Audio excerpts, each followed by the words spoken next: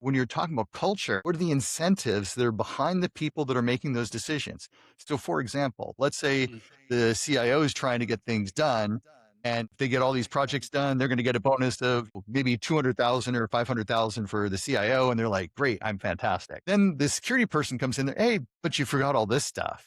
You become an irritant. It's built and working against the CISO. And so when you're talking about culture, what are the incentives that are behind the people that are making those decisions? Sometimes is a much larger issue than just the CISO. I know one major organization in the financial services industry, but their GRC program apparently destroyed the relationship between IT and security. Didn't get that far into it, but it sounded like it had to do with the incentives that were there. If I had to guess, because if you're going to lose $100,000 because the security team reported something, I don't want them to see it. And that's a big challenge within organizations. And the other side is communication. Like I was talking with another, I'm going to call him a CISO. Their chief compliance officer was trying to, they would ask a question, so what? And the IT team would sit there and go, but 9.0 CVE, work on it. And they wouldn't know how to communicate.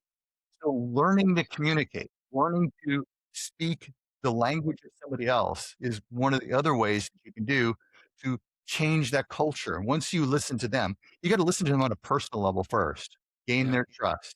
So learn, talk to your CFO, talk to your CEO, your COO, et cetera. Yeah. All of these are incredibly important. One of the things I love about working in places like Mexico, where for the few people who don't know, that's where I live and try and do business.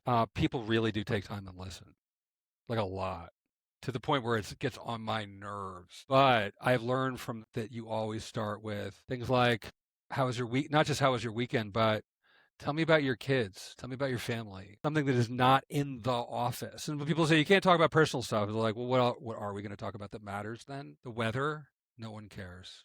So one of the things you have to be willing to do is break little rules like you don't talk about personal.